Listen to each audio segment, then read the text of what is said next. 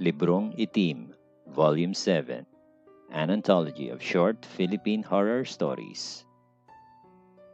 Narrated by Pao Humajao. Anonymous ni Tristan Martin. At sa susunod na balita, website ng Department of Interior and Local Government na-hack at na-deface ng hindi pa nakikilalang hacker. Napangiti si Gail sa narinig mula sa isang maliit na telebisyon sa isang karinderya na nadaanan niya habang naglalakad pa uwi galing eskwela. Hinding-hindi nila malalaman kung sino ang nang-hack sa website ng DILG. Ako yata ang pinakamagaling na hacker dito sa Pinas, naisip niya. Bata pa lang ay nahilig na si Gail sa mga computer at mga gadget. Dahil na rin may kaya ang kanyang mga magulang na madalas wala dahil busy sa trabaho. Lumaki siyang halos nakatutok lang sa computer at nag-i-internet. Marami siyang natutunan kung ano-ano, mula sa mga walang kakwenta-kwentang mga bagay hanggang sa mga ilang gawaing maaaring ituring na iligal. Ngunit, ang pinakagusto ni Gail ay ang hacking. Sa kanyang pagbisita sa dark web at sa mga internet relay chat o IRC, marami siyang nakilalang mga tao na masayang ibinabahagi ang kanilang nalalaman sa panghahak. Matalinong bata rin naman si Gail at sadyang nahilig sa computer programming. Kaya madali niyang natutunan ang iba't ibang teknik at paraan para mapasok ang ibang computer. Isa sa mga paraang ginagamit ng binata ay ang pagpo-post sa internet o social media ng mga nakakapukaw ng interes ng mga tao tulad ng mga malalaswa at may skandalo mga litrato o video. Sa oras na i-click ng sinuman ang post niya, isang computer virus ang madadownload sa computer nang hindi nalalaman ng gumagamit.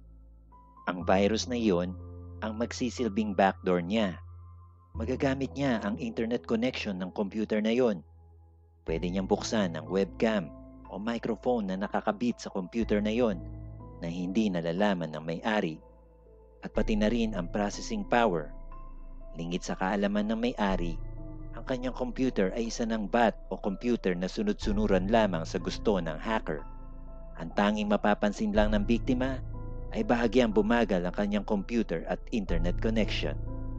Sa ngayon nga ay nasa 100,000 na ang mga bots sa botnet ni Gail na kung tawagin niya ay ang kanyang zombie army. Noong nakaraang buwan lang ay ginamit niya ang mga computer sa kanyang botnet para magsagawa ng isang Distributed Denial of Service Attack o DDoS sa ilang mga local government websites at websites ng mga media at news company. Gamit ang libu-libong mga computers o bots na sabay-sabay na nag-access sa mga biktimang websites. Ilang oras ding nag-down at hindi nabisita ang mga sites na iyon. Pagdating sa bahay, ay diretso kaagad si Gail sa kanyang kwarto. Walang tao sa kanilang bahay, kundi ang mga katulong lang. Sanay na rin si Gail ng ganito. Dahil mula noong bata pa siya, bihira lang talaga niya nakikita ang kanyang mga magulang. Initya niya ang bag sa kanyang kama at naupo sa harap ng kanyang computer. Kinalaw niya ang mouse at sabay-sabay umilaw ang 3 malalaking monitor sa kanyang lamesa kung saan makikita ang password screen. Mabilis na pumitik ang mga daliri ni Gail sa keyboard at pinindot na malakas ang enter key.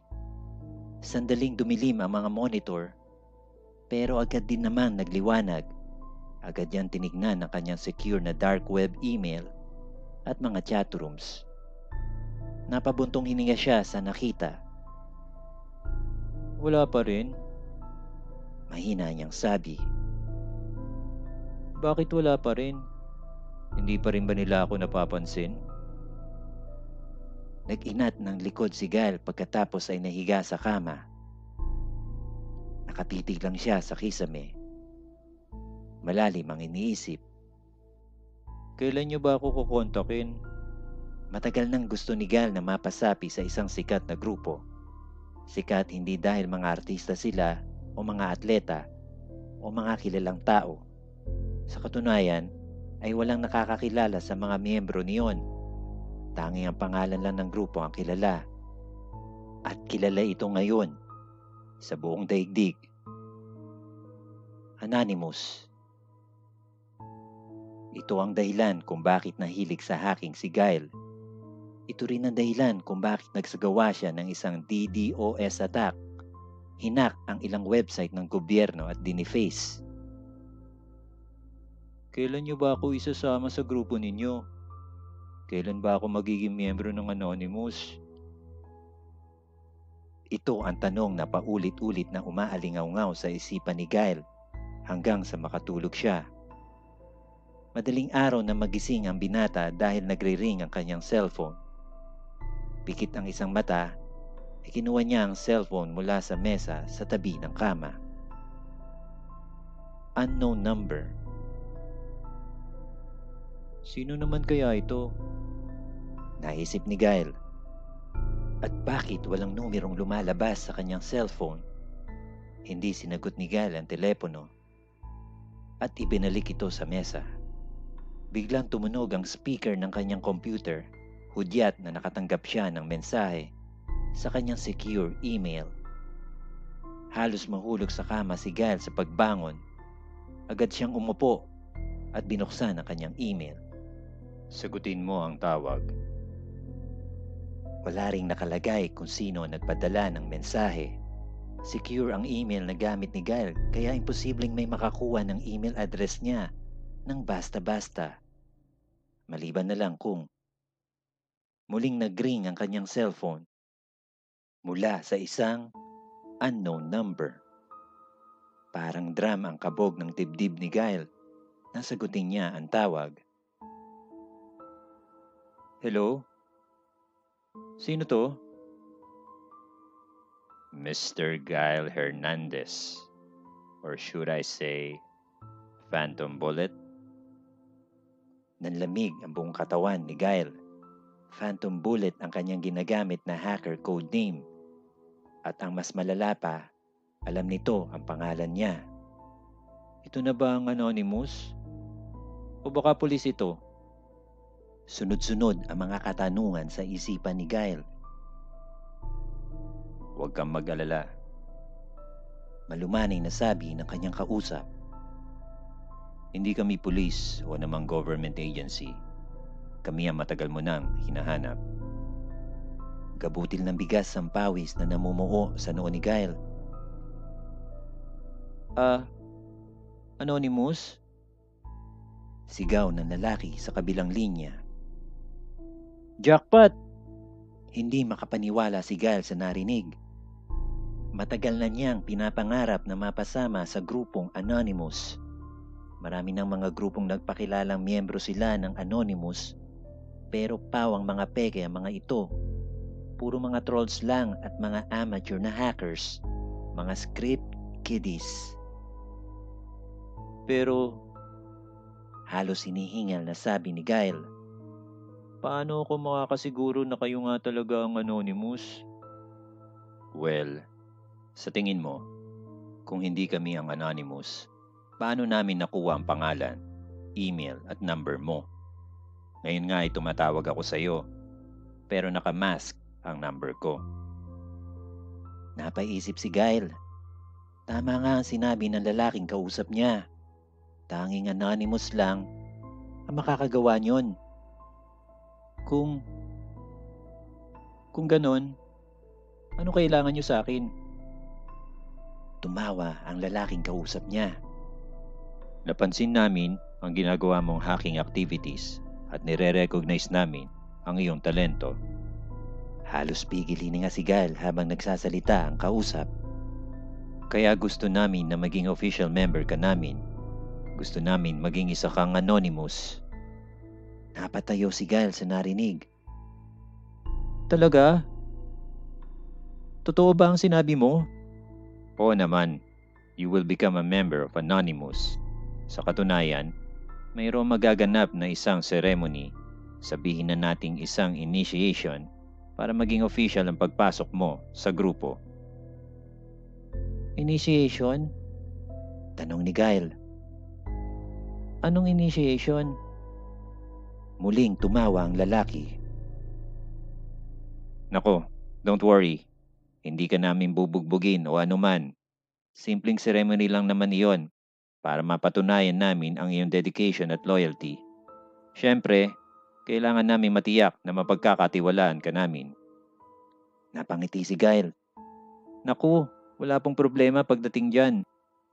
Good. Then sa 13th, that's a Friday, pumunta ka sa address na isasend ko sa email mo. Be there at exactly 3 p.m. Okay, no problem. I'll be there. Malapit nang mag-3:00. Nakatingala si Gail at nakatingin sa isang 10-story building sa may Taguig. Mukhang bagong gawa ang building, pero hindi pa okupado. Walang mga tao o kahit man lang gwardiya sa pintuan na nakalak nang subukan niyang buksan. Nasa tamang lugar ba ako? Naisip ni Gail. Saktong 3:00 sa wristwatch ng binata ay biglang may isang maliit na kulay berdeng ilaw ang bumukas sa itaas ng salaming pintuan. Dahan-dahang lumapit si Gail at muling itinulak ang pinto. Nagulat siya na magaang ito sa kanyang kamay at madaling nagbukas. Kahit kinakabahan ay pumasok si Gail sa loob na may ngiti sa mga labi. Hello? Tawag ni Gail. May tao po ba dito? Tanging alingaw-ngaw lang ng kanyang boses ang sumagot sa kanya. Lalabas na sanang muli si Gail nang marinig niya ang pagbukas ng pinto ng isang elevator. Sinundan niya ang pinanggalingan ng tunog at nakita ang elevator sa dulo ng isang hallway. Mayroong 4 na elevator doon, pero isa lang ang bukas. Dahan-dahan siyang pumasok sa loob. Nang sumara ang pinto, ay agad na umilaw ang button ng 5th floor. Agad naman nagsimulang umakyat ang elevator. Astig. Naisip ni Gail. High-tech. Pati elevator automatic. Pagbukas ng elevator, ay lumabas si Gail at nakita ang sarili sa isang malawak na opisina. Puting-puti ang mga pader, lapag at kisame. Walang laman ang buong opisina maliban sa isang malaking kahoy na mesa. Sa harap nito ay may isang upuan. Welcome, Phantom Bullet. Biglang umikot ang upuan sa likod ng malaking lamesa at humarap kay Gail. Isang lalaki ang nakaupo dito. Nakasuot ito ng itim na Amerikana at polo. Ngunit, ang ikinagulat ni Gail ay nakasuot ng maskara ang lalaki. Ang maskara ay mukha ng isang lalaking nakangiti. Ang bigote nito ay nakaikot pataas at mayroong manipis na balbas na nakapatayo. Ang Guy Fawkes mask? Nasabi ni Gail. Ang simbolo ng Anonymous? Mapu ka. Wika ng lalaking nakamaskara sabay turo sa bakanting upuan sa harap ng mesa. Dahil nang hihina ang mga tuhod ni Gail, ay agad din naman siyang naupo. Ang lupit naman po ng office nyo dito sa Pinas. Ang high-tech. Sabi ni Gail. Wala ito. Temporary lang ng office ito. Actually, ginamit lang namin ang building na ito para sa welcome ceremony mo. Oo nga po pala. Ano po ba ang gagawin ko sa ceremony? Tumayo ang lalaki at lumapit sa isa sa mga pader. Wala naman. Gaya ng sabi ko, kailangan mo lang patunayan ang loyalty at dedication mo sa pagsali sa amin, sa Anonymous. Ngumiti si Gail sa narinig. Okay po. Kahit ano po gagawin ko. Sinisigurado kong loyal ako at mapagkakatiwalaan. Ganun ba? Pagkasabi nito, ay biglang may mga bakal na bumalot sa mga braso at binti ni Gail. Pati ang kanyang leeg ay nabalutan ng malamig na bakal. Hindi siya makagalaw sa kinauupuan. Teka! Ano to? Sigaw ni Gail habang nagpupumiglas. Muling humarap sa kanya ang lalaking nakamaskara. Sabi ko naman sa iyo, di ba? Isang simpleng initiation lang ito. Huwag kang mag-alala. Hindi ito masyadong masakit. Lumapit sa kanya ang lalaki. Anong gagawin niyo sa akin? Naluluhang sabi ni Gail. Gusto lang naming maging katulad ka namin. Tinanggal ng lalaki ang suot na maskara at binitawan ito. Gusto ka naming maging isang tunay na anonymous. Napasigaw si Gail sa nakita. Ang lalaking kausap niya ay walang mukha. Ang lugar kung saan naroon dapat ang kanyang mga mata, ilong at bibig ay tanging isang makinis na balat lang. Ngunit sa palibot ng mukha nito ay may mga peklat at mga tahi. Mula sa kung saan ay naglabasan ang ilang mga taong nakasuot ng damit ng mga doktor na pang-opera. Lahat sila ay walang mga mukha. Ang ilan sa kanila ay tulak-tulak ang ilang mga bakal na lamesa kung saan nakapatong ang ilang mga instrumento at mga makina. Kahit na walang mga mata, ay siguradong sigurado sila kung saan pupunta. At kahit na walang mga bibig, nakakapagsalita sila sa isang lengguwaheng hindi pamilyar kay Gail. Lengguwaheng masakit sa kanyang tainga na nagpapangilo sa kanyang ngipin at gumagapang sa kanyang ulo. Hindi na makapagsalita si Gail. Halos takasan na siya ng katinuan. Lumapit sa binata ang isa sa mga doktor na walang mukha. Hawak-hawak nito ang isang matalas na kutsilyo. Pumipihit ang ulo nito sa kanan at sa kaliwa para bang hindi niya makontrol ang kanyang galaw. Napansin ng binata na 6 ang daliri nito sa mga kamay. Hindi sila mga tao. Sigaw ni Gail sa kanyang isipan.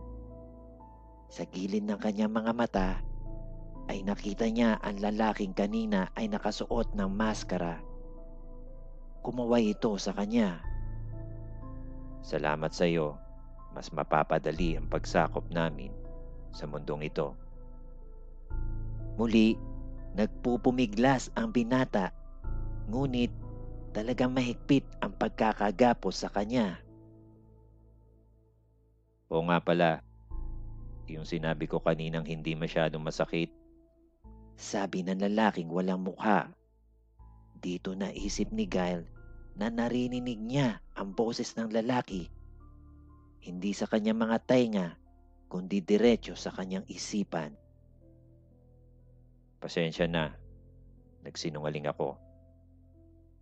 Napuno ng sigaw ni Gail ang buong palapag na magsimulang hiwain ang kanyang mukha.